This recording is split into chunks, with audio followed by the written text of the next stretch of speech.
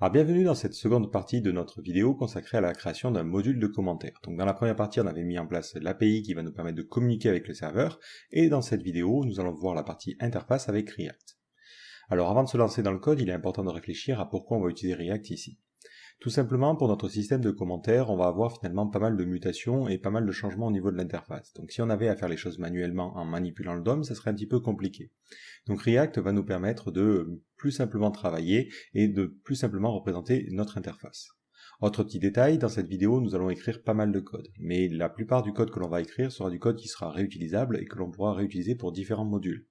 Donc toute la partie qui va permettre de communiquer avec l'API, par exemple, restera inchangée, quelle que soit l'API que vous avez. Mais il faut bien commencer par l'écrire à un moment donné. C'est pour ça que dans cette vidéo, on écrira pas mal de code, mais au final, dans un cas réel, vous n'allez pas forcément réécrire encore et encore ces mêmes fonctions.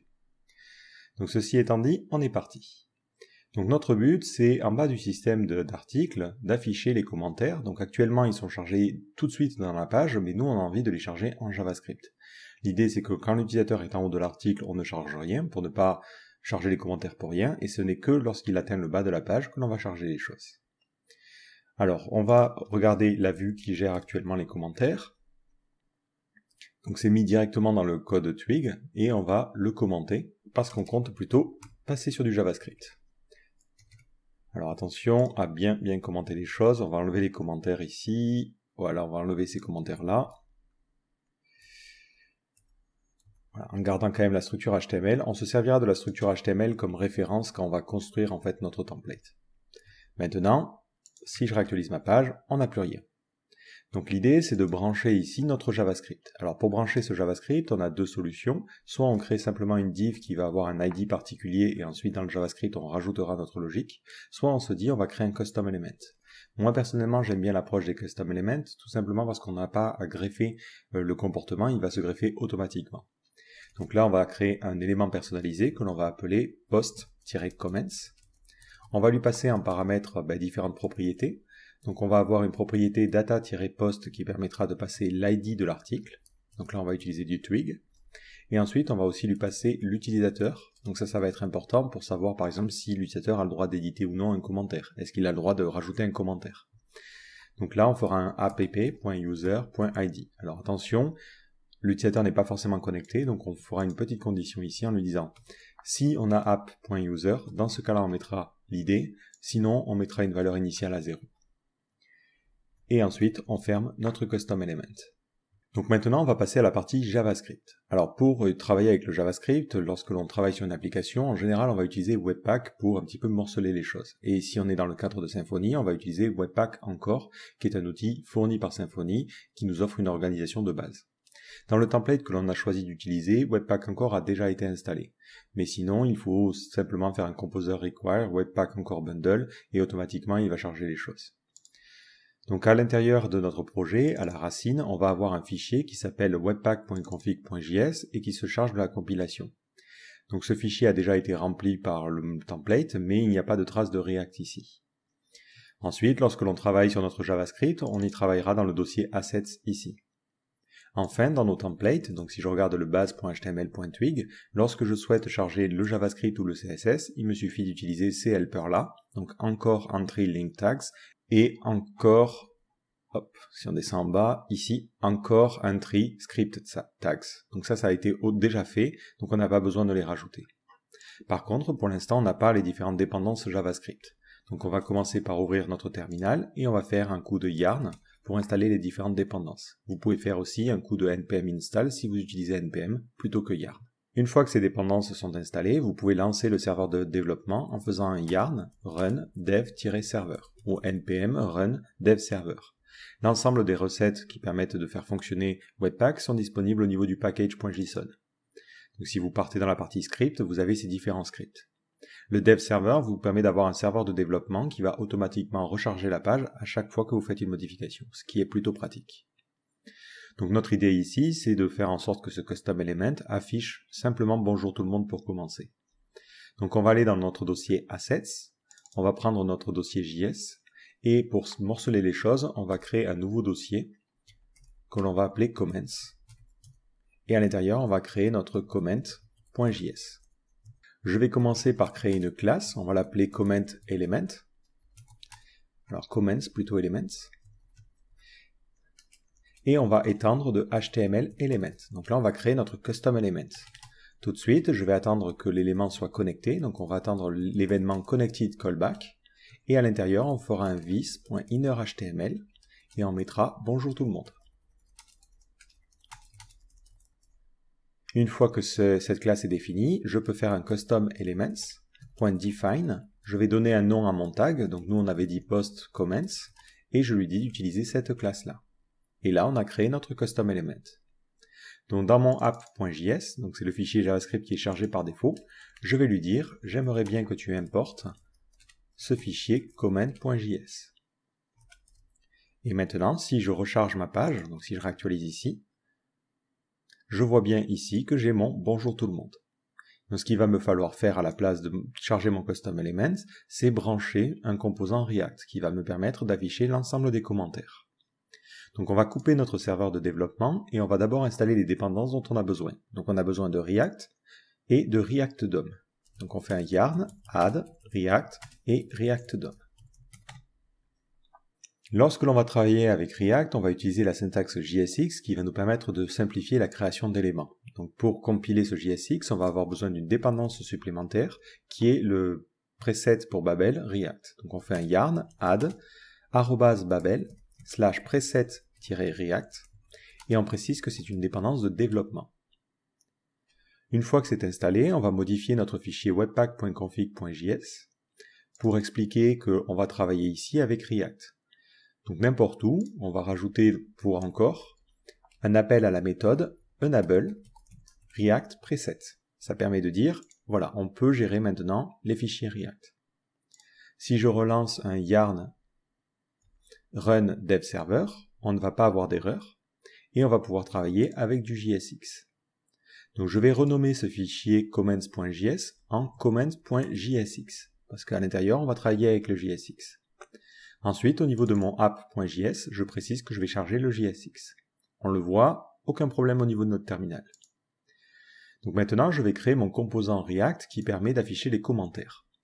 Donc je vais monter au-dessus et je vais utiliser une approche fonctionnelle. Donc je vais créer une fonction qui va s'appeler comments. Et à l'intérieur, je retourne une div avec marqué bonjour tout le monde.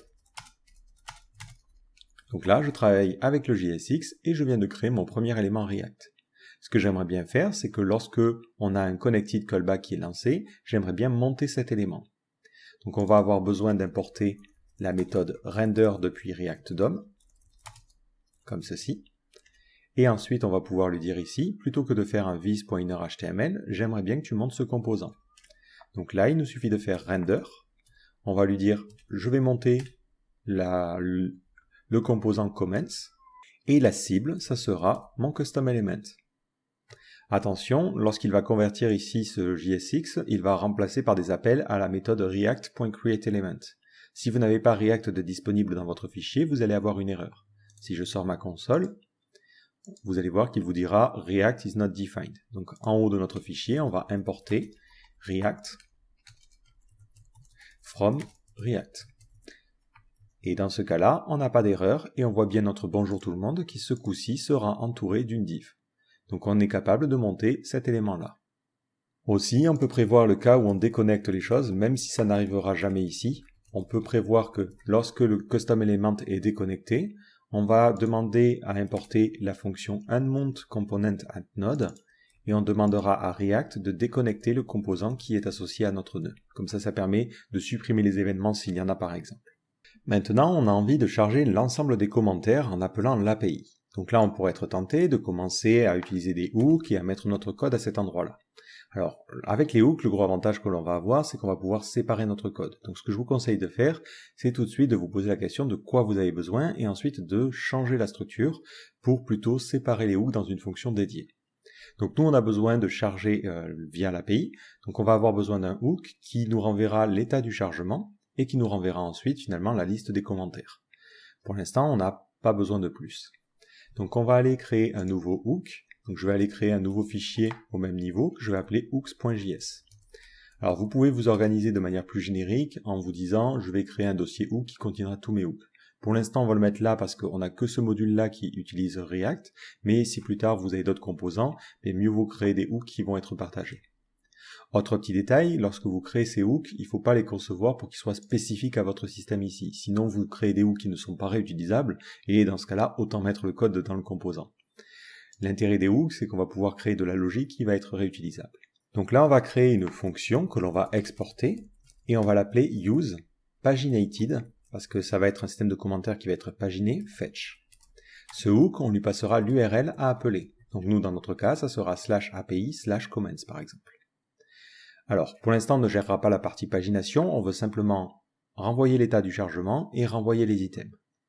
Donc on va d'abord créer un premier état qui nous permettra de savoir si on est en train de charger. Donc cet état s'appellera loading et on aura la méthode setLoading associée.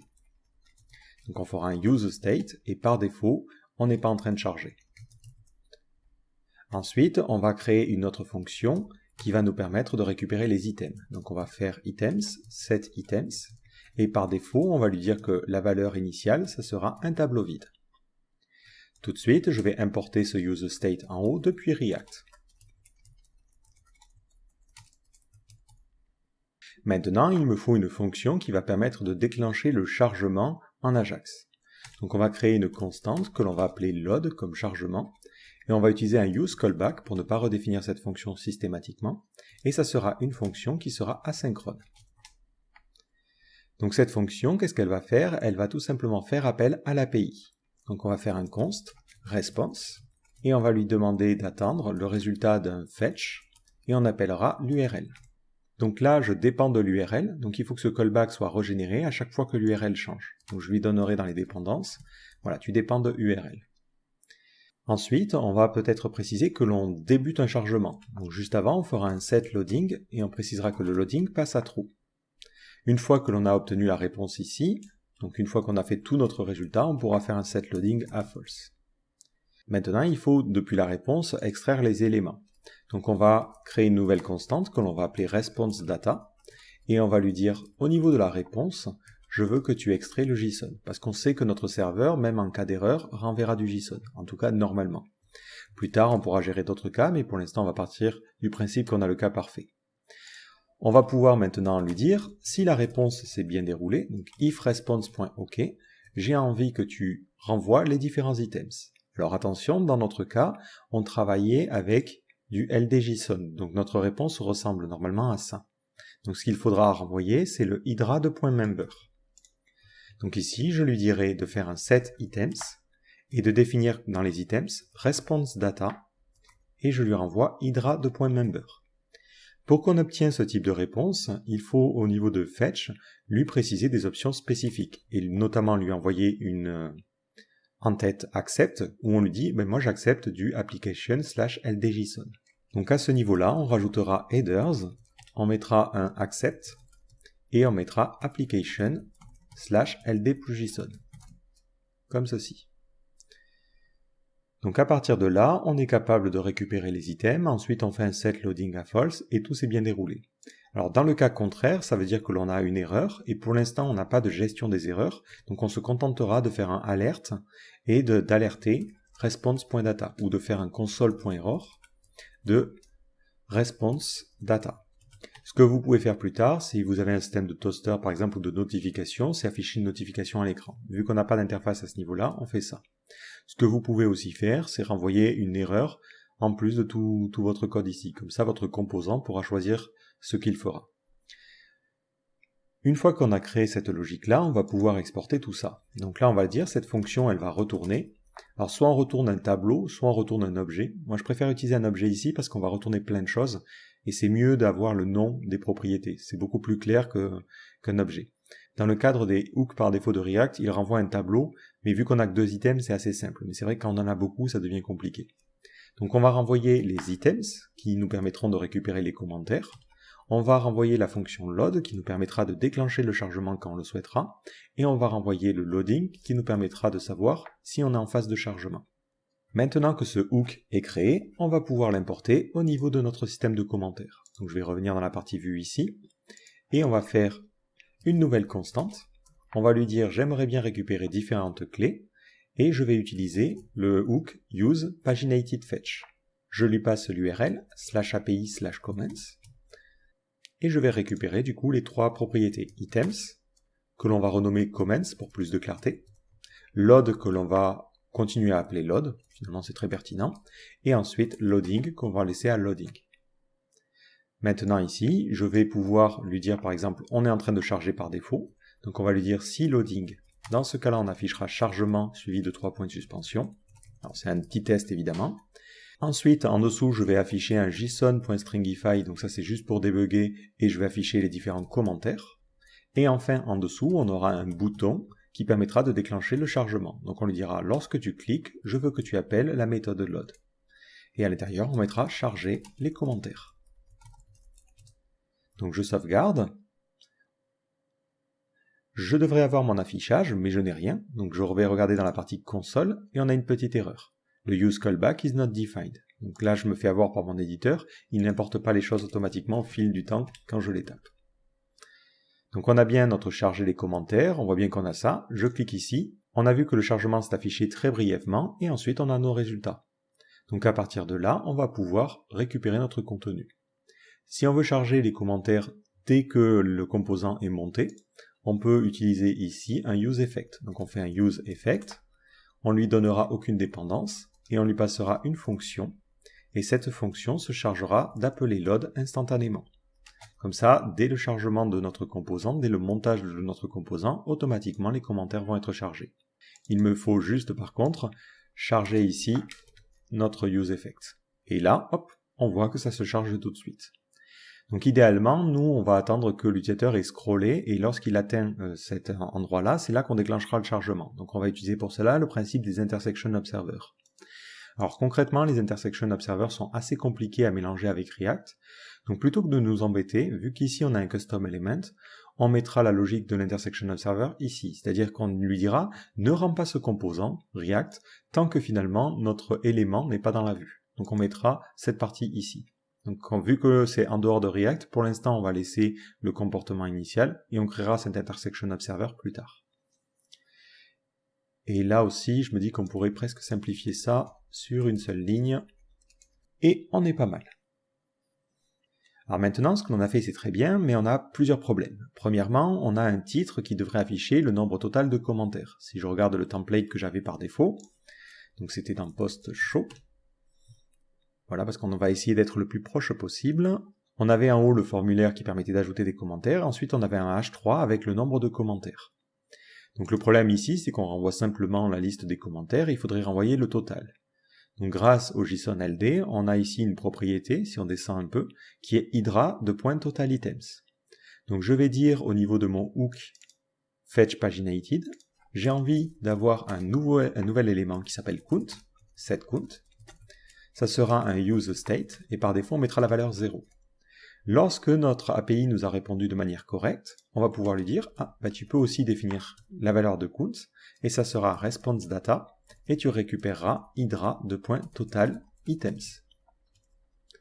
Maintenant à ce niveau-là, je vais pouvoir lui dire du coup je peux récupérer le count, et je vais afficher un titre.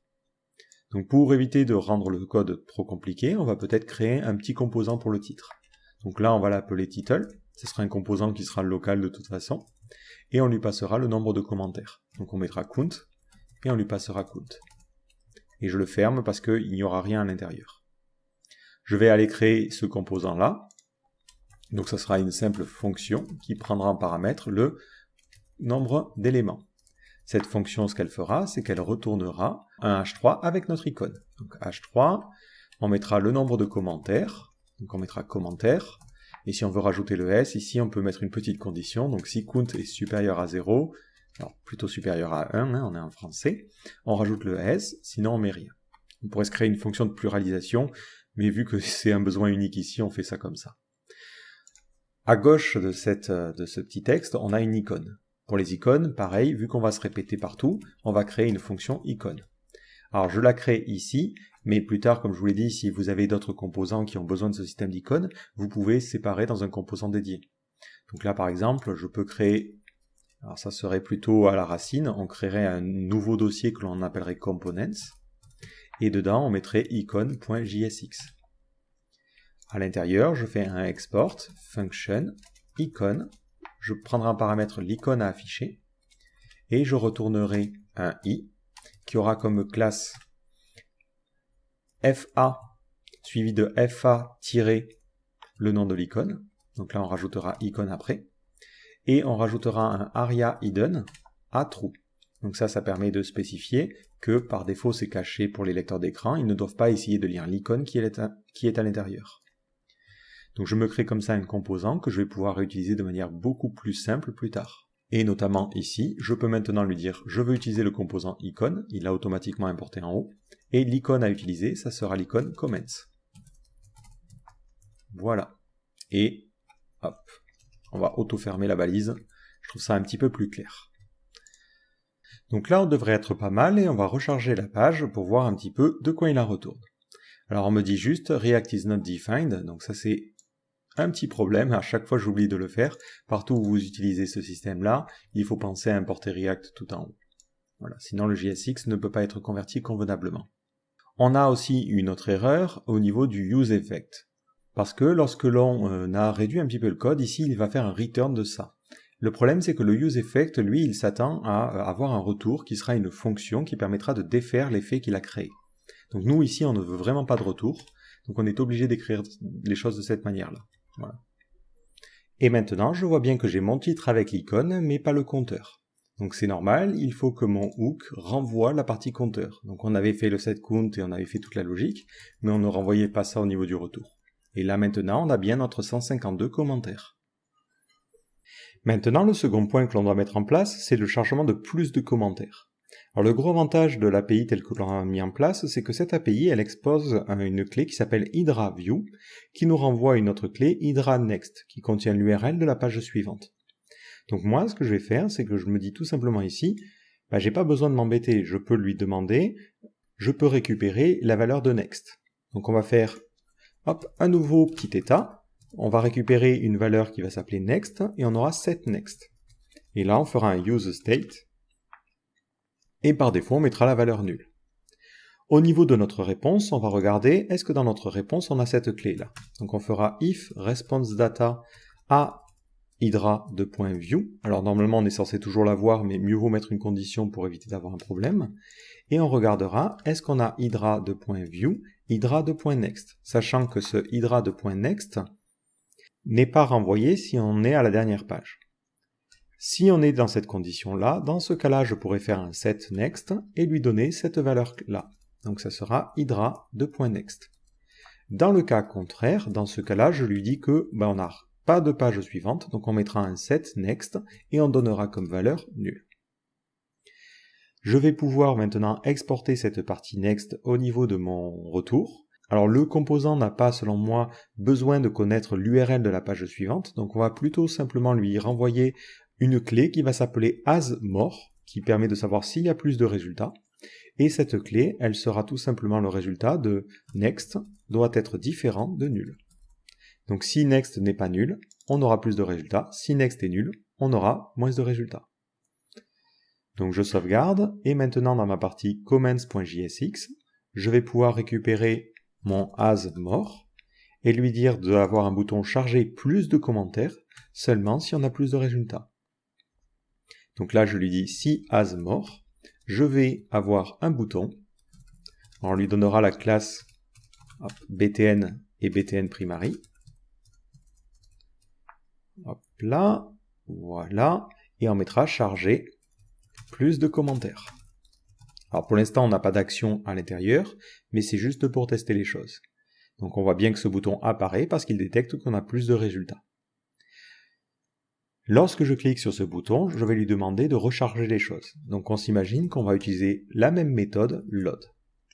Donc dans cette méthode, il va falloir que je fasse attention à lui dire, bon, la première fois qu'on appelle load, effectivement, je veux que tu appelles l'URL. Par contre, si next est déjà défini, plutôt que d'appeler l'URL, je veux que tu appelles la page suivante. Donc là, on mettra simplement une petite condition, on lui dira, t'essaies de faire un fetch sur next ou l'URL. Vu que maintenant je dépends aussi de next, je vais le préciser comme dépendance de mon useCallback next. Voilà, ça permet de régénérer le callback si une de ses propriétés change.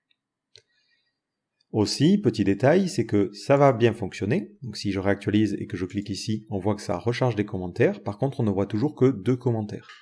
Donc on va devoir changer notre set items ici, qui se contentait simplement de changer les items, et de lui dire plutôt, rajoute les nouvelles entrées après les entrées précédentes.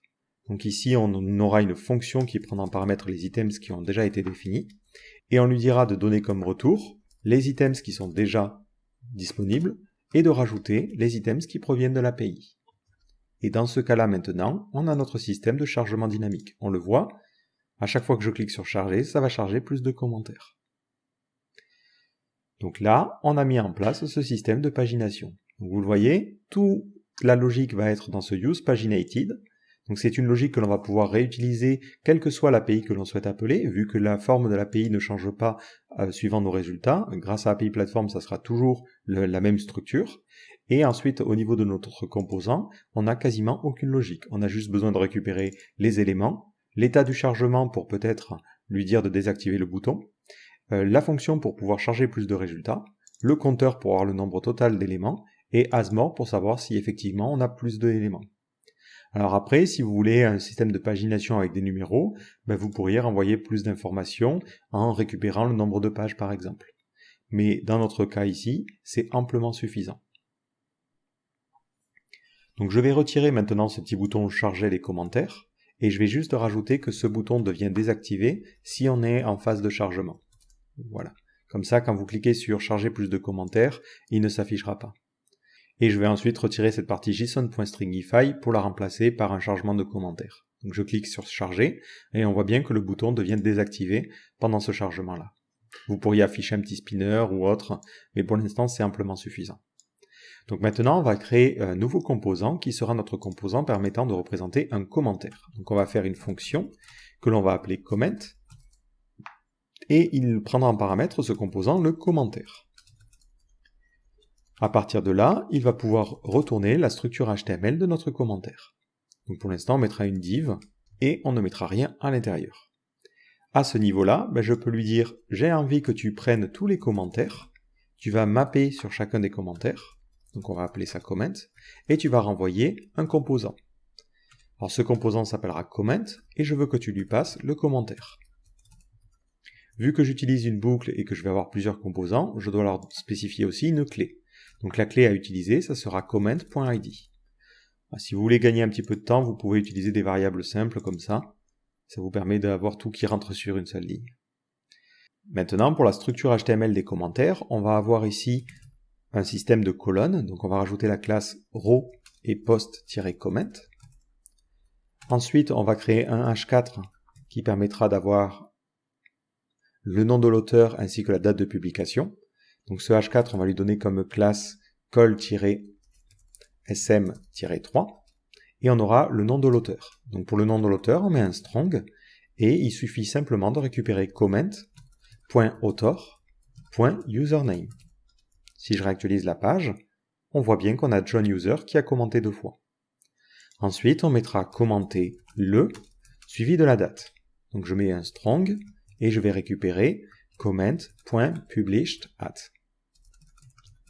Alors le problème du published@, c'est qu'il nous est renvoyé comme une chaîne ISO depuis l'API. Nous, on aimerait bien formater la date convenablement. Alors on pourrait s'embêter à utiliser une librairie tiers, mais il faut savoir que les navigateurs disposent maintenant d'une API permettant de localiser une date dans la langue de l'utilisateur.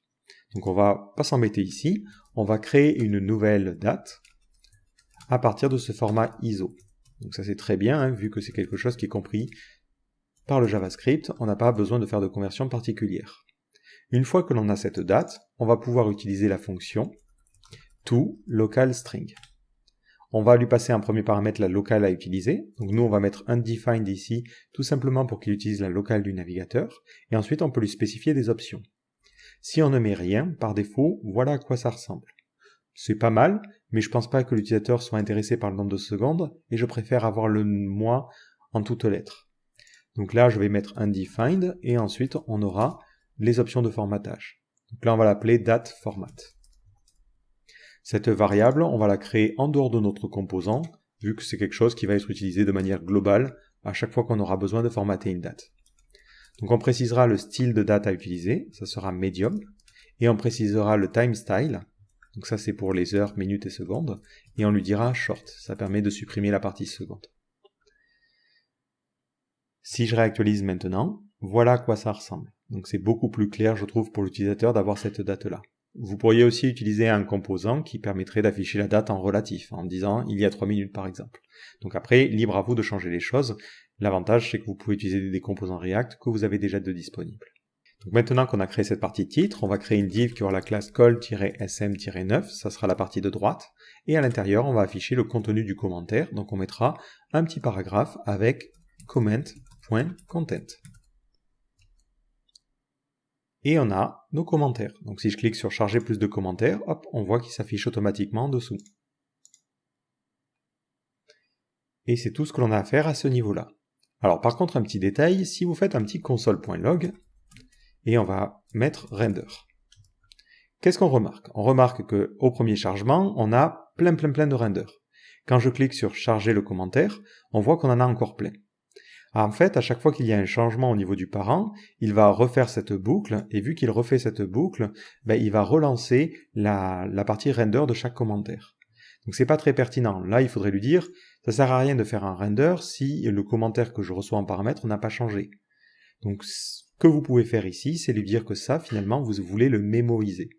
Donc plutôt que de créer une fonction comment qui sera directement une fonction, on va créer une constante, et on va utiliser react.memo, et on lui dira, voilà, c'est un composant qui est un pur component, et qui n'a pas besoin d'être re-rendu si ses propriétés ne changent pas. Et attention à bien écrire les choses. Si maintenant je réactualise la page, on voit qu'on a 2 renders, et quand je clique sur charger plus de commentaires, on a seulement 2 renders de plus. On a autant de renders que finalement on a de commentaires. Et on n'a plus des tonnes et des tonnes de choses. Ça, c'est intéressant de le mettre en place, surtout pour les composants qui vont avoir pas mal de logique et pas mal de structure, et pour lesquels vous savez que vous n'avez pas besoin de faire des rendus encore et encore.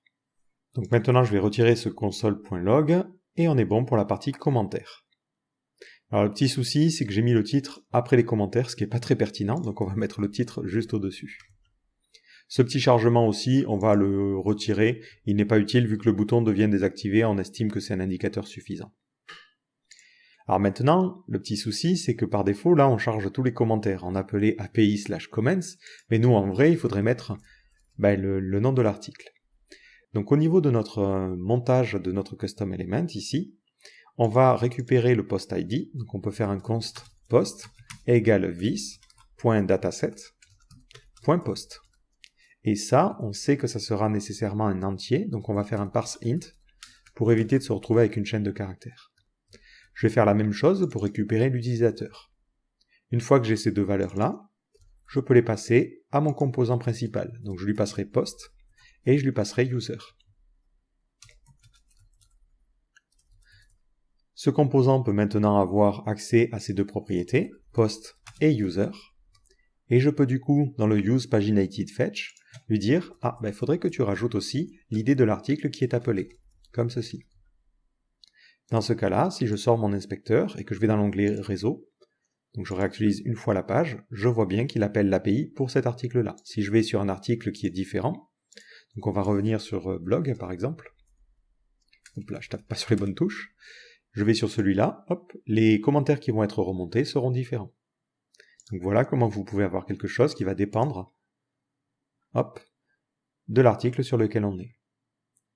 Autre petit détail, maintenant qu'on va vouloir mettre en place le système de soumission d'un nouveau commentaire, on va pouvoir le mettre en place que si l'utilisateur est connecté. Donc on va créer une nouvelle fonction qui permettra de créer le formulaire de commentaires. Donc on commence par créer une fonction et on utilisera le mémo plus tard si on en a besoin.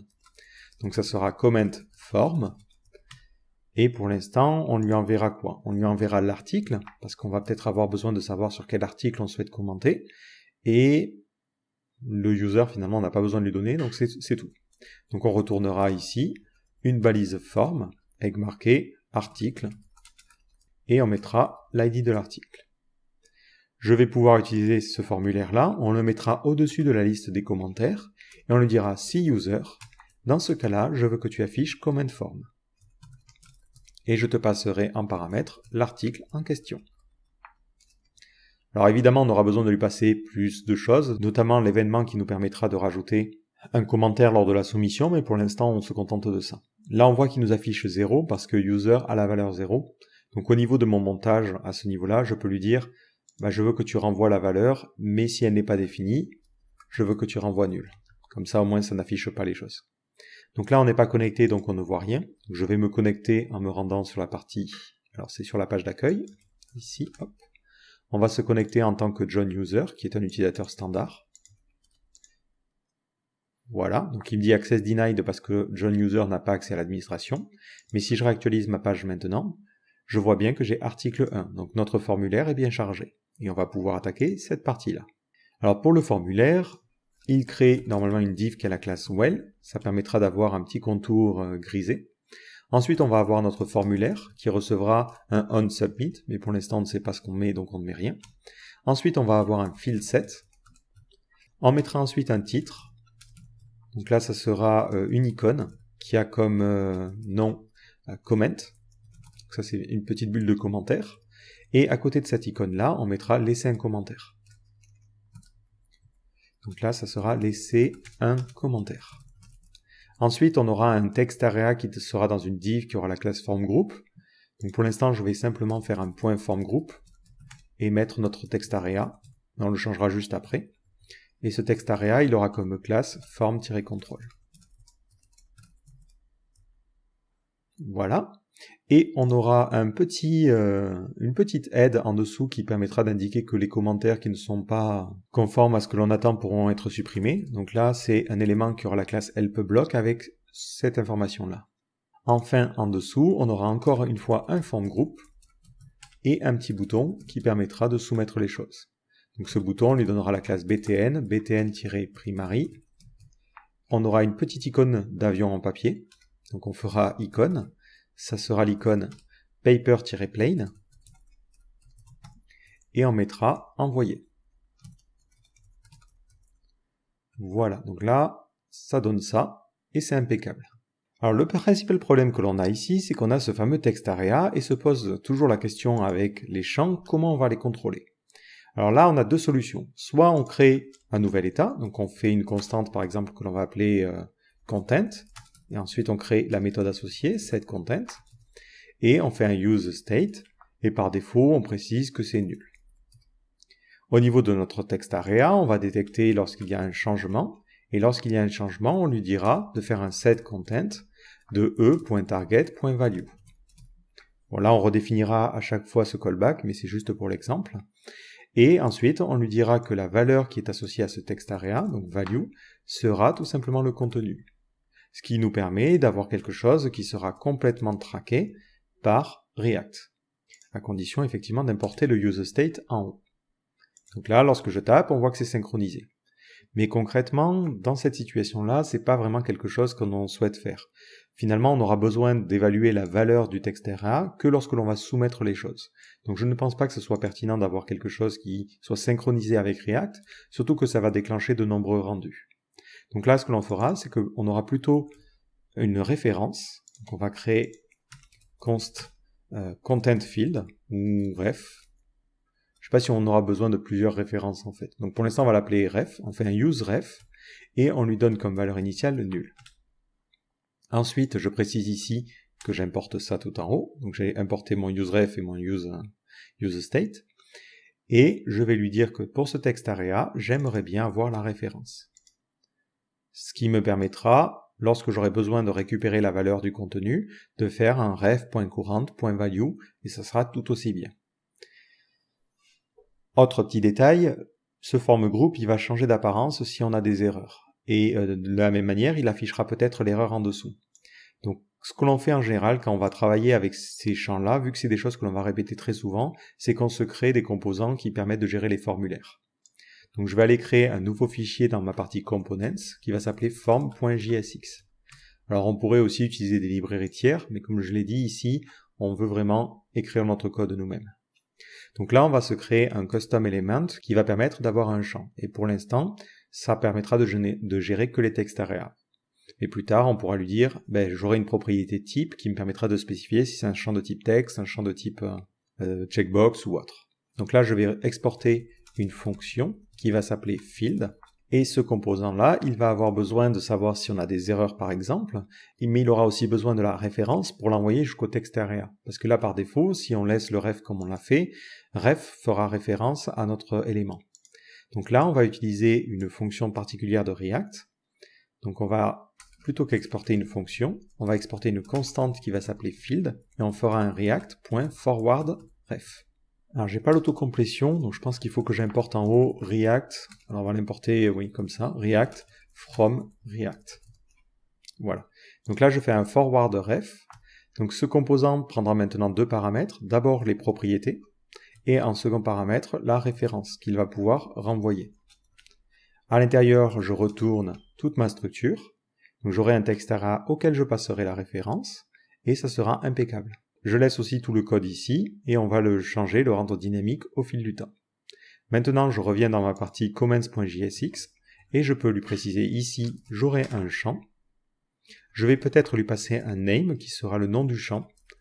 Ça sera utile par exemple pour récupérer l'ID, ça sera aussi utile pour le label, et pour des questions d'accessibilité, dans ce champ-là, je mettrai le label comme ceci, votre commentaire.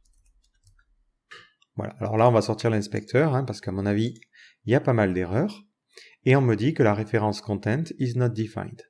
Et effectivement ici, j'ai laissé mon petit content. Voilà.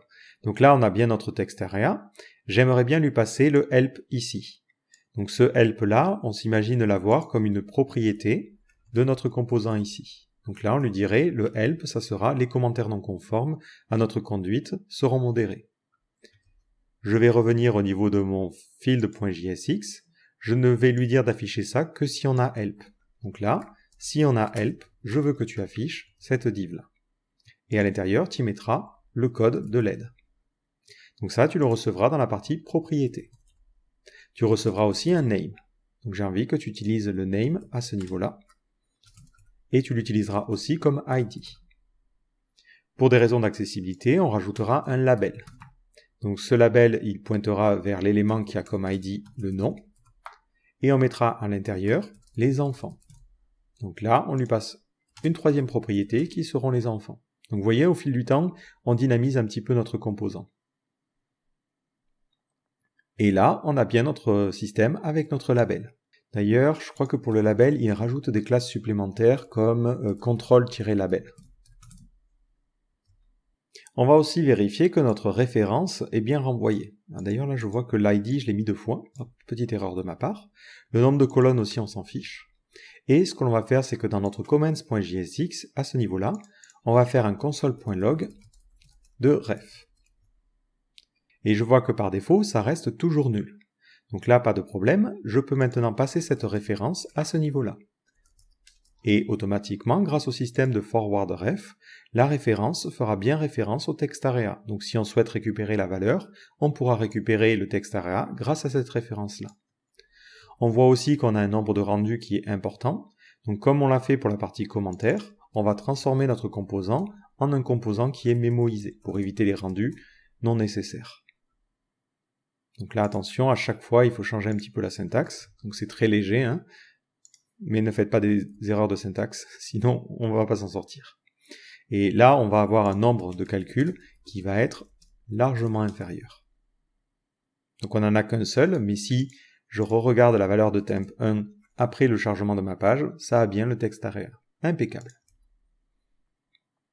On s'imagine peut-être aussi pouvoir lui passer une erreur. Par exemple, on mettrait error ici, et on mettrait votre commentaire est trop court.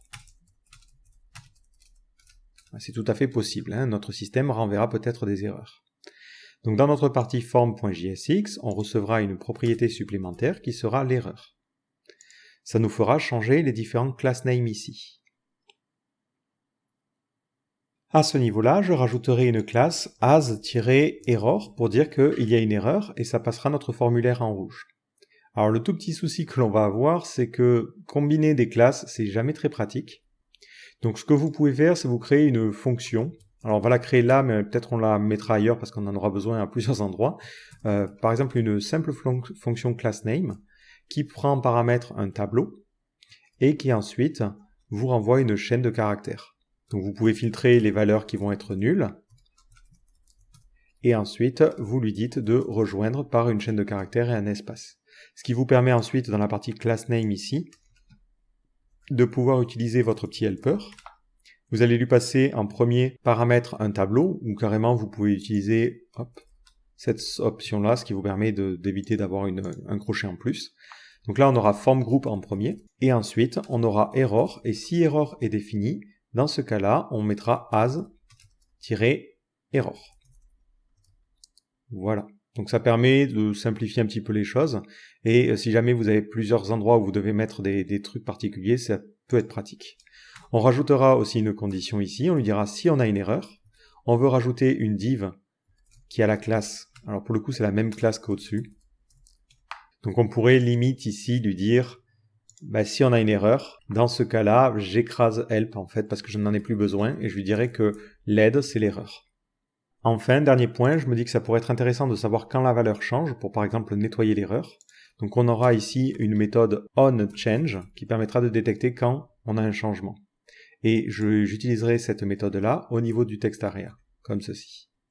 Voilà, donc là on s'est créé un champ qui est entièrement personnalisable, qui va gérer la partie erreur, et qui nous permet d'avoir un code qui est beaucoup plus clair à ce niveau-là, parce qu'on n'est pas obligé de mettre toute la structure HTML de Bootstrap, toute la partie logique pour gérer les erreurs par exemple, tout va se faire dans ce composant-là. Maintenant, il faut effectivement la partie logique qui va permettre d'envoyer le formulaire. Donc je me dis, ça pourrait être intéressant de nous créer un hook, un peu comme on l'a fait ici. Donc là, on ferait une nouvelle fonction qui s'appellerait useFetch. On lui passerait l'URL et la méthode, par exemple, à utiliser. Donc est-ce qu'on veut envoyer en post ou en delete ou en je ne sais quoi d'autre. Et on préciserait que la méthode par défaut, ça serait post. Ensuite, je vais créer une nouvelle constante qui permettra de savoir où on en est en termes d'erreurs. Donc on mettra errors et on aura une fonction setErrors. Et on utilisera un useState et on mettra un objet vide par défaut. Comme pour le paginated, on va être obligé d'observer l'état du chargement. Donc on va avoir une propriété loading et on mettra un setLoading pour changer cette valeur-là. Et on fera un useState et on mettra comme valeur par défaut false. Parce que là, comme on l'a fait la première fois, la partie envoi des données se fera lors d'un clic sur une action. Donc pour l'instant, on ne s'en occupe pas. Ensuite, on va créer une fonction qui va permettre de déclencher le chargement. Donc ici, je vais l'appeler load. Alors c'est pas la méthode la plus inspirée, mais bon, ça fonctionne toujours bien. Et on va faire un use callback. Donc cette fonction, elle va prendre en paramètre les data que l'on souhaite envoyer. Donc ça sera un objet que l'on va appeler data.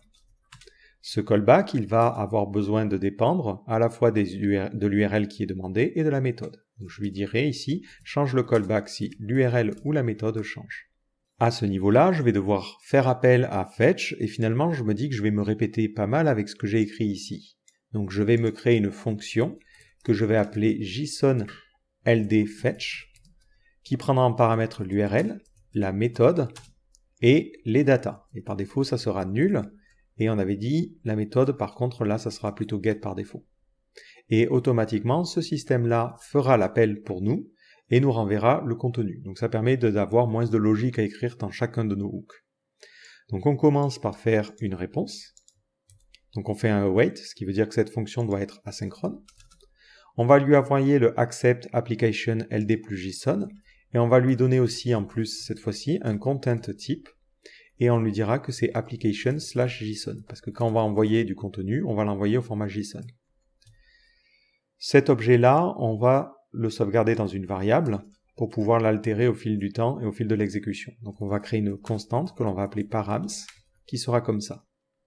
Premièrement, on va vérifier est-ce qu'on a des datas. Donc si on a des datas, dans params, on va rajouter un body qui sera le résultat d'un json.stringify de data. Aussi, on va rajouter une méthode. Donc la méthode, c'est ce que l'on recevra en paramètre. Donc ça sera méthode ici, donc on peut l'écrire de cette manière-là. Quoique, pour plus de clarté, moi je trouve que ça, c'est un petit peu plus clair à lire. Ensuite, on est bon, on envoie notre réponse, et tout de suite on peut faire une petite condition et lui dire si dans la réponse, le statut c'est 204, donc ça c'est un statut qui dit no content, dans ce cas-là, je retourne nul. Ça veut dire que je n'ai pas de retour au niveau de l'API. Dans le cas contraire, je peux réécrire la logique que j'avais écrite ici. Je récupère les datas qui seront nécessairement au format JSON. Je vérifie si la réponse est OK. Et si la réponse est OK, dans ce cas-là, je return simplement response data. Dans le cas contraire, ça veut dire que la réponse n'est pas bonne, ben je peux faire un throw et je vais renvoyer comme erreur directement le retour de l'API. Donc là, j'ai maintenant une petite fonction asynchrone qui me permet de faire des calls asynchrones à JSON avec la méthode JSONLD et je peux la réutiliser partout. Oui, juste peut-être ici, attention, hein, c'est URL, hein, next n'existe pas dans ce contexte-là. Ouais, je pense qu'on est bon. Du coup, ici, je lui dis, bon ben j'ai besoin de la réponse, je ferai un JSONLD fetch, je te passe l'URL, je ne te passe rien d'autre parce que j'ai besoin d'utiliser la méthode par défaut qui est la méthode en get, et de la même manière, je n'ai pas de data, donc impeccable. Ensuite, ben là, je n'ai pas de condition à faire, et je lui dis, lorsque tu récupères le résultat, tu fais le set items, tu fais le set count, sauf que maintenant tout s'appelle response au lieu de response data. Voilà.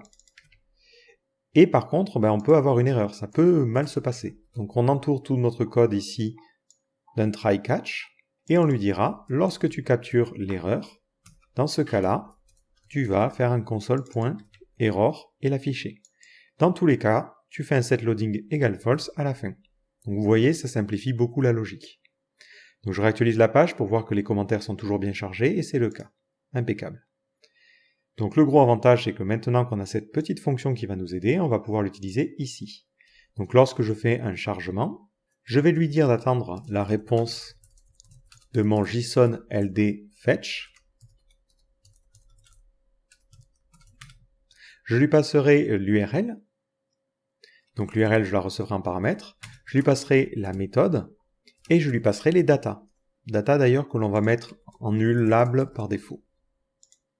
Maintenant ça peut nous renvoyer une erreur. Donc on va faire un try, on va recevoir la réponse ici, on va mettre avant un set loading à true, et ensuite un set loading à false à la fin. Dans le cadre d'un post par exemple, on peut avoir l'API qui nous renvoie une erreur. Donc on va revenir sur Insomnia, sur la partie création d'un nouveau commentaire, et on s'imagine créer un commentaire qui est beaucoup trop court. Alors par défaut, là il me renvoie un problème, c'est qu'il me redirige parce que je ne suis pas connecté. Donc je vais modifier mon cookie. Donc je me suis connecté ici, il me semble, sur l'application. Donc je vais sortir mon inspecteur, aller dans Application, je vais prendre ma session PHP et aller l'utiliser au niveau d'Insomnia, histoire de pouvoir faire les requêtes en étant connecté. Et on mettra une date d'expiration très loin dans le futur.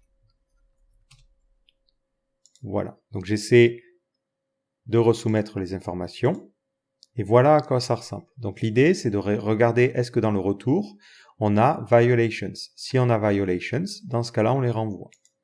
Donc ici, on va lui dire set errors, je veux que tu regardes les violations, et plutôt que de renvoyer cet objet-là, on va renvoyer un simple objet qui contiendra en clé le property path, et en valeur le message. Donc on utilisera un reducer à ce niveau-là, qui recevra l'accumulateur et chaque erreur que l'on retourne de l'API.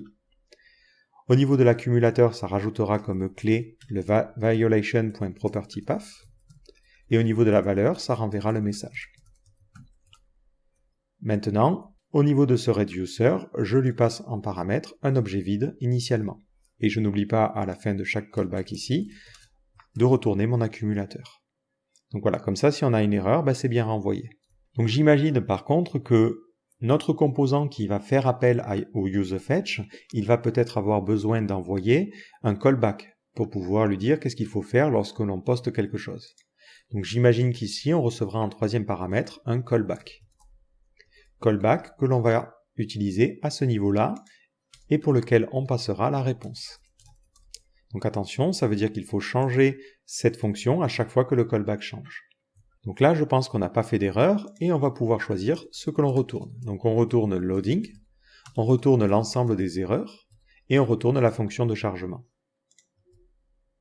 Maintenant que ce super méga hook est créé, on va pouvoir l'utiliser dans notre comments.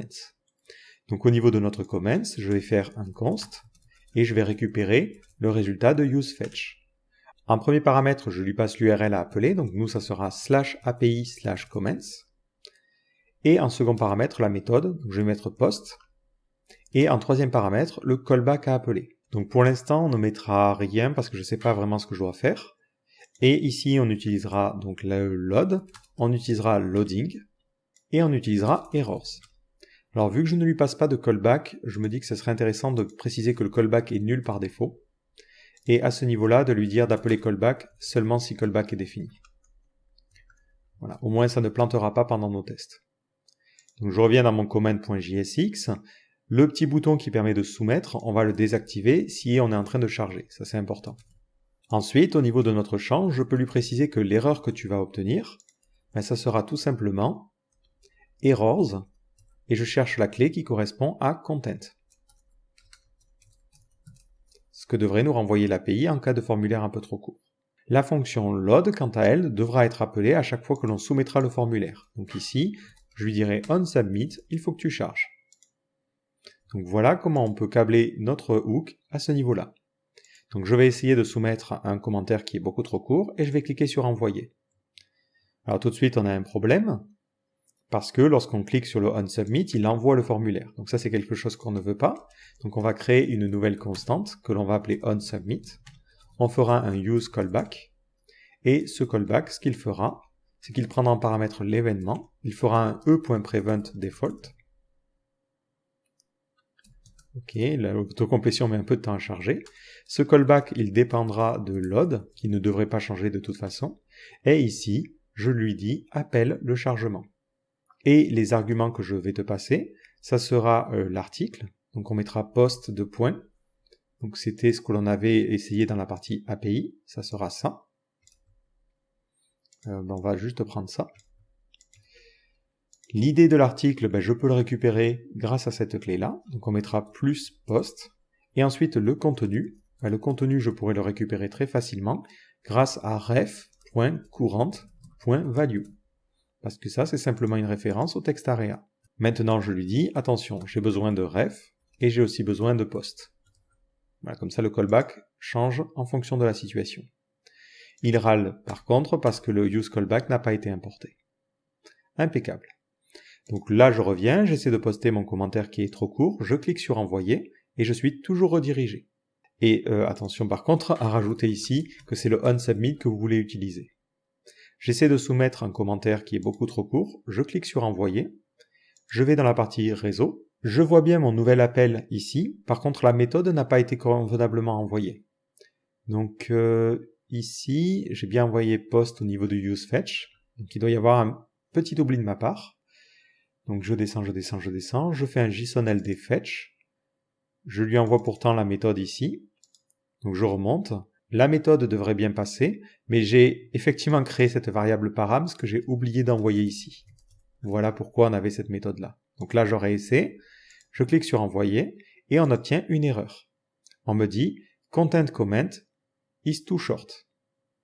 J'ai bien ici les violations, j'ai bien tout, et on me dit aussi ici que la promesse n'a pas été capturée dans mon app.js, la ligne 363. Donc ça, c'est normal, c'est parce que quand on regarde notre code ici, j'ai oublié de faire un await, donc on n'a plus le système asynchrone qui fonctionnait. Dans mon useCallback, je vais lui dire que cette fonction va être du coup asynchrone. Donc j'aurais essayé de poster un commentaire trop court, et on me dit bien, le commentaire est trop court. Donc le retour de l'API est bien renvoyé au niveau de notre formulaire. Petit détail, quand je re-rentre des valeurs, il faudrait que automatiquement, on cache cette erreur-là. Donc je me dis que ça pourrait être intéressant d'avoir une autre fonction qu'on appellerait clearError. Donc ça serait un callback, encore une fois, qui recevrait en paramètre le nom, la clé, donc name, et ça nettoierait automatiquement le tableau d'erreur pour retirer l'erreur en question. Comme ça, par exemple, quand on change un champ, on retire l'erreur. À ce niveau-là, on fera simplement un setErrors. Je récupérerai les erreurs et ma mutation, ça serait simplement de renvoyer un objet qui contient l'ensemble des erreurs qui sont déjà stockées et je rajoute pour la clé en question la valeur nulle. Comme ça me permet de nettoyer l'erreur. Et attention, vu que ici je fais un retour direct, à mettre une parenthèse pour que ça soit bien compris. Maintenant, je renvoie ce clearError à ce niveau-là. Et au niveau du useCallback, il est souligné parce que ce useCallback, finalement, il ne dépend de rien. Je reviens au niveau de mon command.jsx et je vais lui dire, lorsque tu changes, je veux que tu fasses un clearError Donc là, hop, je vais l'importer à ce niveau-là. Et je veux que tu nettoies l'erreur. Donc je peux faire directement un bind, this, et l'erreur s'appellera content. Peut-être un petit détail, ça ne sert à rien d'appeler ce set tout le temps. Autant vérifier est-ce qu'on a une erreur et en fonction l'appeler. Ça évitera de faire des set state tout le temps. Donc là, on va lui dire if errors de name.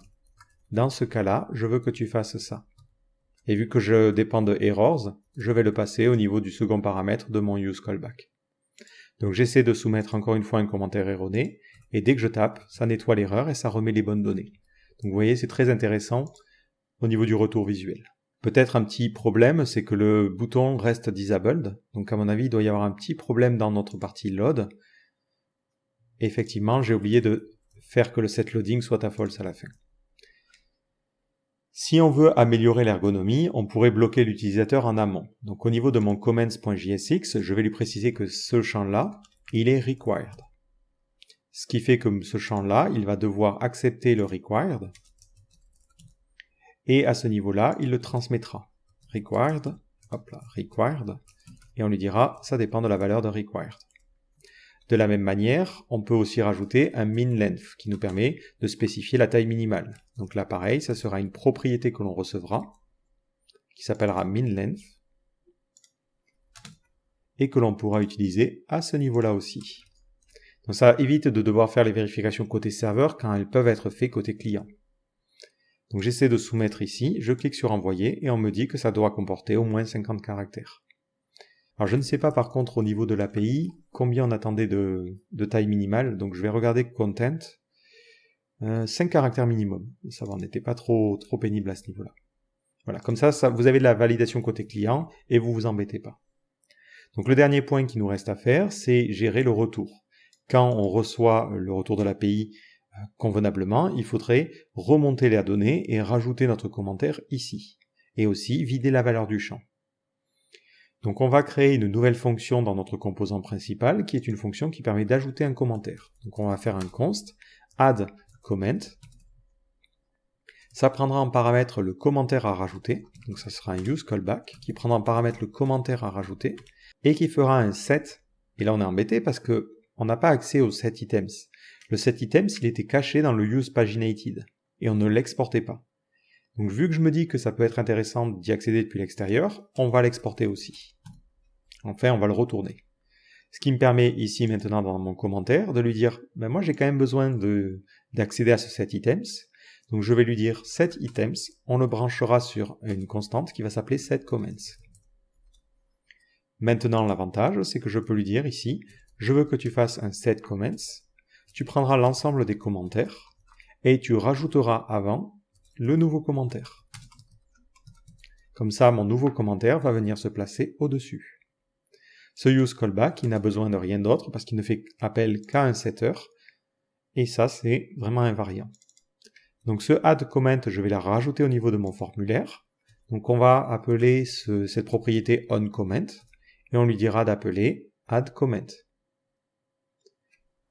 Maintenant, au niveau de mon formulaire, je vais recevoir une méthode onComment, et je vais lui dire lorsque tu as le retour de l'API, donc c'était le troisième paramètre de notre useFetch, je vais lui dire lorsque tu recevras la réponse, je veux simplement que tu appelles onComment.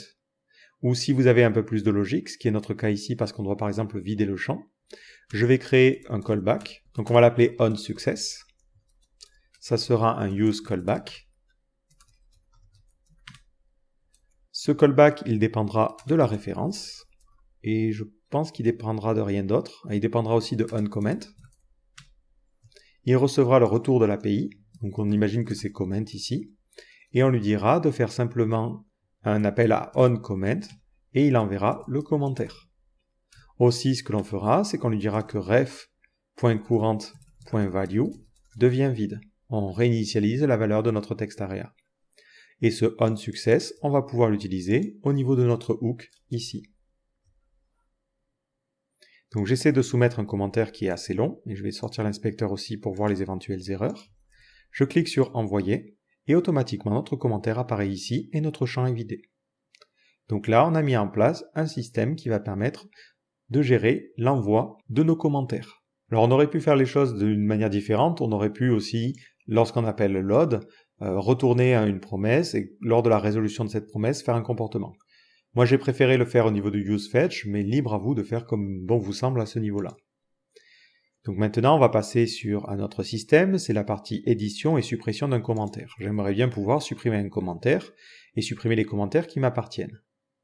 Donc lorsque je crée les différents commentaires, si je remonte tout en haut, je leur passais simplement le commentaire. Donc je me dis maintenant, ça serait intéressant de lui passer aussi l'utilisateur qui est actuellement connecté. Mais en vrai, c'est pas ça que je veux savoir. Je veux savoir juste si j'ai le droit d'éditer. Donc plutôt que de lui passer l'utilisateur, je vais lui passer canEdit. Et ça sera un booléen qui me permettra de savoir si j'ai le droit ou non d'éditer un commentaire. Ce booléen, pour l'obtenir, il me suffit de regarder si l'auteur du commentaire est égal à l'utilisateur qui est actuellement envoyé en paramètre pour mon listing de commentaires. Le petit problème, c'est que dans mon API ici, si je resoumets pour récupérer la liste des commentaires, pour l'auteur, je ne récupère que le username. Alors vu que j'utilise API Platform, c'est extrêmement simple. Il me suffit d'annoter mon utilisateur et de lui dire, lorsque je lis un commentaire, j'aimerais bien aussi que tu exportes l'ID. Comme ça, j'ai mon champ en plus, qui peut être utile pour savoir si l'utilisateur a le droit ou non d'éditer un commentaire. Maintenant, dans mon comments.jsx, on va avoir besoin de gérer la suppression. Donc pour gérer la suppression, il va nous falloir un petit callback. Donc on va utiliser la même chose que ce que l'on a fait ici. Donc ça s'appellera delete comment, et on lui passe en paramètre le commentaire que l'on souhaite supprimer. Ce que ça fera, c'est que ça retournera un comments.filter, et on retire le commentaire qui correspond au commentaire à supprimer. Donc si c'est différent du commentaire à supprimer, dans ce cas-là, on retourne. Dans le cas contraire, on retire la valeur.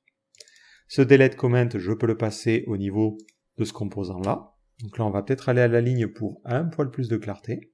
On va faire ça comme ça, je pense que c'est bien. Et ici, on lui dira onDelete, je veux que tu appelles delete comment. Au niveau de mon commentaire, je vais recevoir onDelete et je vais recevoir aussi canEdit. Donc là, c'est très important d'utiliser le système de useCallback pour que cette fonction ne change pas. Parce que vu qu'on utilise un composant qui est mémoisé, si à chaque fois vous redéfinissez la fonction qui va permettre de traiter les données, du coup, vous allez redéclencher un rendu ici, ce qui est un petit peu dommage. Donc on va vérifier ici, est-ce que l'utilisateur a le droit d'éditer. Donc on va lui dire, si l'utilisateur peut éditer, dans ce cas-là, on va afficher un paragraphe. Et dans ce paragraphe, on aura un bouton qui aura la classe btn danger. On va créer une icône. Donc cette icône, on va lui donner comme nom trash, je pense que ça doit être disponible, et on lui dira supprimer. Et là, ça apparaît bien sur ces commentaires-là, mais si je venais à modifier, alors je ne sais pas si on peut en voir, ou à me déconnecter, à changer d'utilisateur, qu'on va faire ça à la limite, je vais me déconnecter, hop, je vais aller sur l'administration, je vais me connecter en tant que John Admin. Bon, même si en vrai l'administrateur il devrait avoir le droit d'éditer tous les commentaires, hein, mais si je recharge la page, on voit que lui n'a pas les boutons de suppression, parce que ce n'est pas l'auteur du commentaire, et du coup il n'a pas le droit de faire les choses. Voilà, donc je reviens sur ma partie article, voilà, et on va devoir gérer la partie suppression. Pour cette partie-là, c'est très simple, parce qu'on va pouvoir réutiliser le hook que l'on a déjà créé. Donc on va créer une constante qui nous permettra d'obtenir le retour du useFetch. L'URL à appeler, on peut la récupérer facilement parce que finalement lorsque on utilise du JSON-LD, on a cet attribut @id qui nous donne l'IRI pour accéder aux commentaires. Donc là je lui dirai d'appeler comment et de récupérer la clé qui s'appelle @id. En second paramètre, la méthode à utiliser sera delete et le callback à appeler, ça sera une méthode personnalisée. Donc là, malheureusement, je vais devoir utiliser un callback. Donc je vais faire une const onDelete callback. Je fais un use callback. Ce callback, il n'aura besoin de rien en paramètres et il devra changer à chaque fois que le commentaire change. Donc globalement, il ne changera jamais. À ce niveau-là, il appellera le onDelete et il lui passera en paramètre comment. Maintenant que j'ai ce callback, je peux le passer à mon useFetch. Je vais récupérer l'état du chargement, donc ça sera loading, et je vais l'appeler loading delete pour pouvoir séparer si j'ai d'autres actions qui déclenchent des chargements. Et je vais utiliser load, que je vais appeler call delete, qui me permettra de lancer la suppression. lorsque je vais cliquer sur le bouton supprimer ici, je vais lui dire d'appeler onClick, on va y arriver, callDelete. Et je vais lui dire que ce bouton-là, il va être désactivé si on a loadingDelete qui est à true. Donc je reviens sur mon application, je descends tout en bas, je clique sur supprimer, et on a une petite erreur au niveau du reduce ici. Lorsqu'il essaie de récupérer les erreurs, il n'en trouve pas. Si je vais dans la partie réseau aussi, que je regarde la partie où j'étais censé supprimer mon commentaire, ben je vois que je n'ai pas de requête Ajax qui corresponde au delete. Donc on doit avoir un problème en amont. Donc là, il faut vraiment faire attention quand vous créez des hooks à bien gérer les choses. Je ne vois pas d'erreurs qui sont pertinentes, tout simplement parce que j'ai tout fait avec des try-catch, mais j'ai géré le cas où on avait ces erreurs-là. Mais ce que je devrais faire, c'est vérifier est-ce qu'on a violations. Donc là, peut-être lui dire if error.violations, on va faire notre logique, ici. Mais dans le cas contraire, c'est peut-être qu'on rencontre une erreur que l'on ne sait pas gérer. Et dans ce cas-là, on pourrait renvoyer cette erreur-là. Donc là, on ferait un else, et on ferait un throw error. Comme ça permettrait de capturer cette erreur-là. Donc on voit ici qu'il nous dit impossible de convertir la dépendance circulaire en JSON. Parce que lorsqu'il appelle le callDelete, il l'appelle en lui passant l'événement.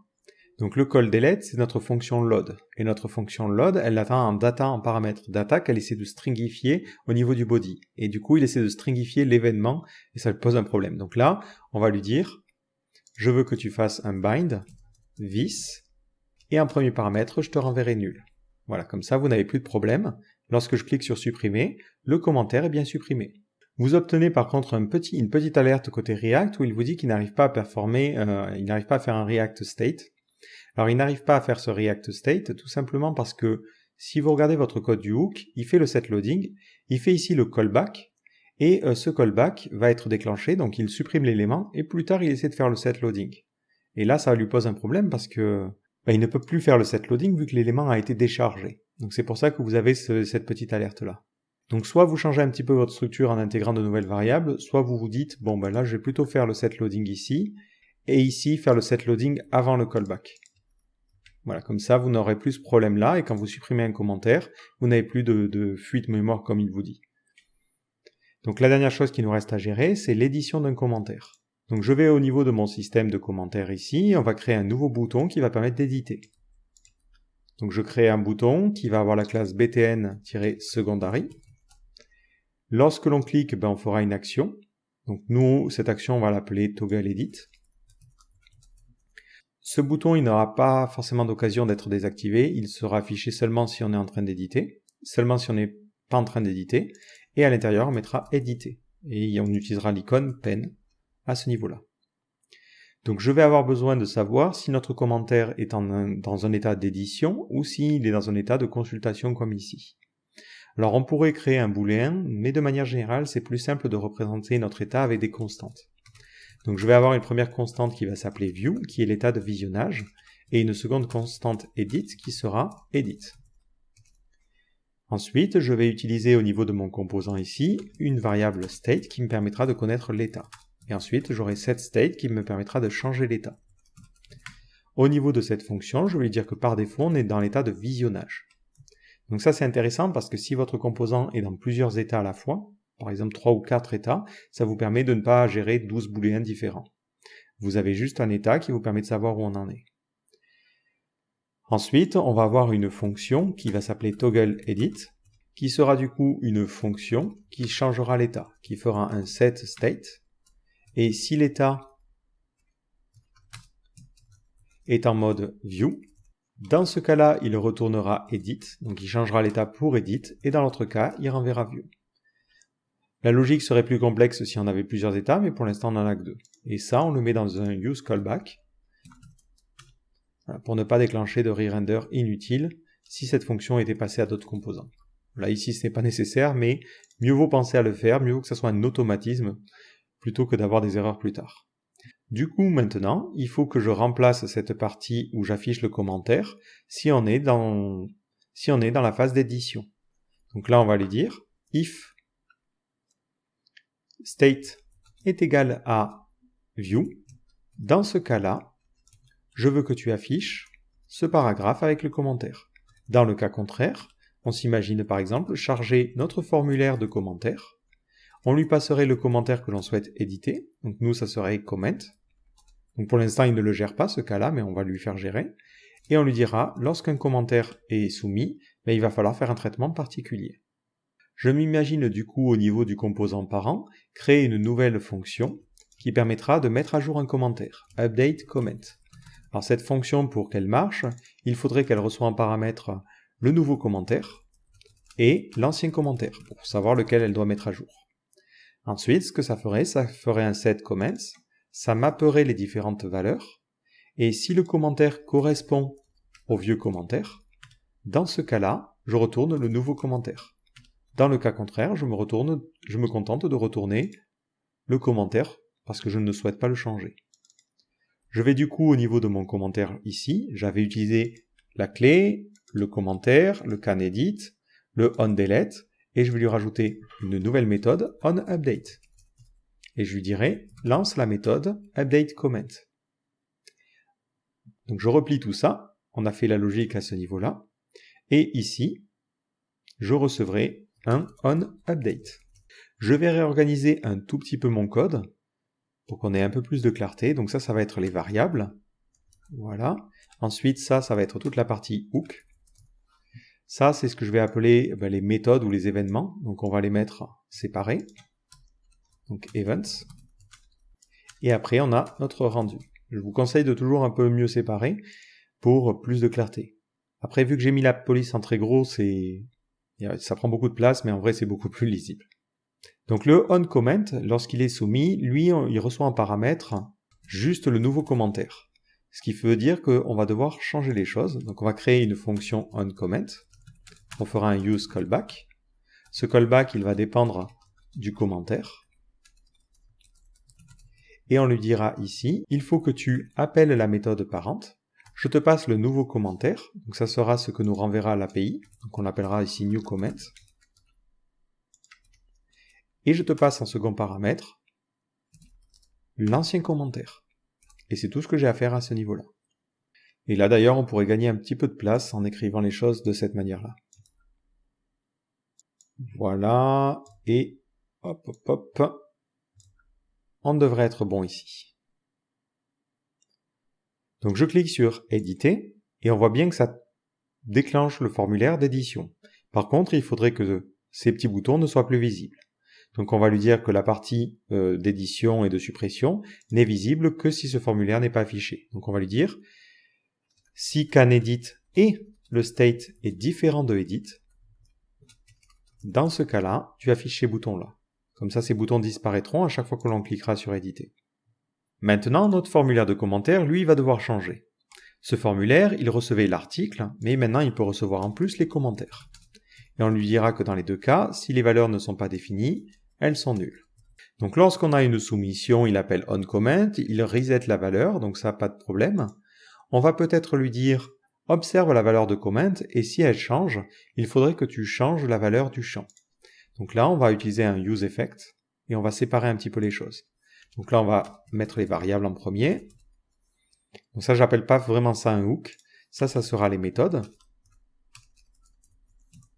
Et ensuite, on aura nos hooks.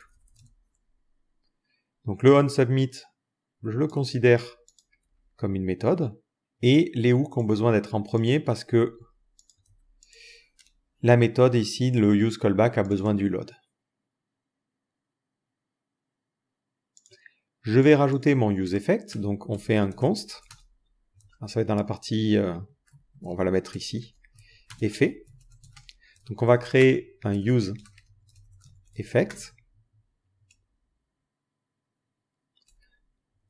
Ce useEffect, qu'est-ce qu'il va observer? Il va observer comment. On va lui dire if comment.content et ref.courant. Dans ce cas-là, ref.value sera égal à comment.content. Et attention, c'est ref.courant.value. Et ici, on vérifie que comment est défini. Et on lui passera ref à ce niveau-là, même si normalement la ref ne change jamais. Donc je clique sur éditer, et le commentaire est automatiquement rempli avec la bonne valeur. Ce titre-là, je me dis qu'il n'est pas nécessaire si jamais on est sur un cas où on est en train d'éditer un commentaire. Donc ce titre qui est ici, ce legend et ce field set, on ne le mettra que si comment est égal à nul. Voilà, comme ça permet d'avoir un formulaire qui est un petit peu plus léger. De la même manière, envoyer ici, le wording ne correspond pas, on pourrait vouloir remplacer par éditer. Donc on lui dirait if comment est égal à nul. Dans ce cas-là, on veut afficher envoyer. Dans le cas contraire, on veut afficher éditer. On pourrait se dire aussi, ça serait intéressant d'avoir un bouton pour annuler. Donc on recevrait une propriété supplémentaire en haut qui serait onCancel. OnCancel. Et par défaut, ça serait nul. On lui dirait ici, si cancel, onCancel est défini, cancel, voilà. Dans ce cas-là, je veux que tu affiches un bouton qui aura comme classe btn-secondary et on mettra annuler. Lorsque l'on cliquera sur ce bouton, on fera un onClick, on appellera onCancel. L'avantage, c'est que maintenant, au niveau de mon composant commentaire, je peux lui dire à ce niveau-là, lorsque tu génères le formulaire, j'aimerais bien avoir une méthode onCancel et je ferai un toggle edit. Comme ça, on peut annuler l'édition et on reviendrait sur la partie consultation. Je replie cette partie-là et on continue sur notre formulaire. Lorsque l'on soumettait les données, on soumettait les données en utilisant ce point d'entrée et cette méthode-là. Donc là, on va créer des petites constantes. On va lui dire que la méthode, elle dépend de comment. Si comment est défini, dans ce cas-là, la méthode sera put.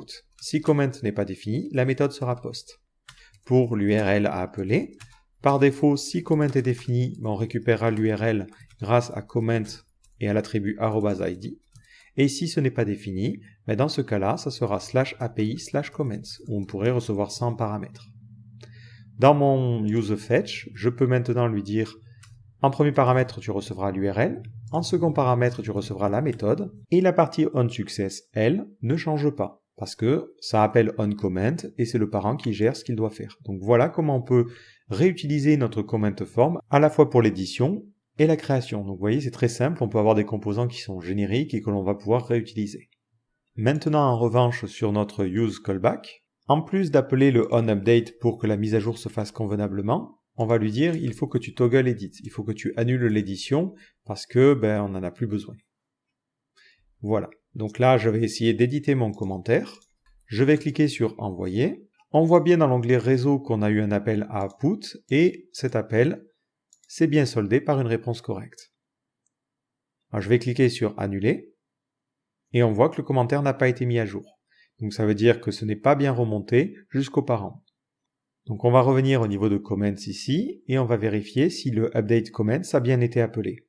Donc on va simplement mettre ici un console.log, new comment et old comment et voir un petit peu de quoi il en retourne. Donc c'est important de voir est-ce que tout remonte bien. J'essaie de supprimer ça, je clique sur éditer, ça ne remonte pas. Donc ça veut dire qu'on a un problème en amont. Donc je vais aller sur ma partie comment et je vais regarder est-ce que lui est appelé. Donc je sauvegarde, je réédite, je clique, ce n'est pas appelé. Ça veut dire que le problème est un cran encore plus bas. Je regarde au niveau de mon formulaire, et effectivement, petite bêtise de ma part, cette méthode-là, elle a besoin d'être au-dessus, parce qu'elle est appelée à ce niveau-là. Autant pour moi. Donc on refait une édition, j'édite, je clique sur éditer, et on voit bien que ça a changé. Donc là, on a mis en place le système d'édition.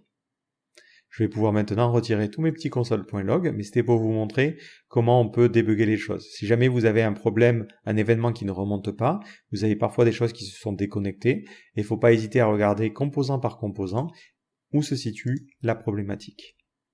Et là, on a terminé avec la mise en place de notre système de commentaires entièrement dynamique en JavaScript.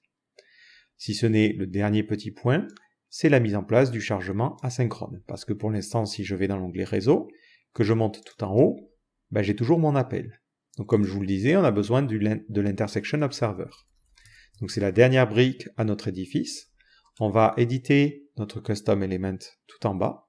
Donc on pourrait séparer en plusieurs fichiers pour plus de clarté, mais à ce niveau-là, on va lui dire d'observer les choses. Donc on va créer un nouvel observeur. Donc on va faire un... Et on va peut-être le créer dès le constructeur, ce truc-là. Donc on recevra rien en paramètre ici, et on lui dira de faire un vis.observer égale nul.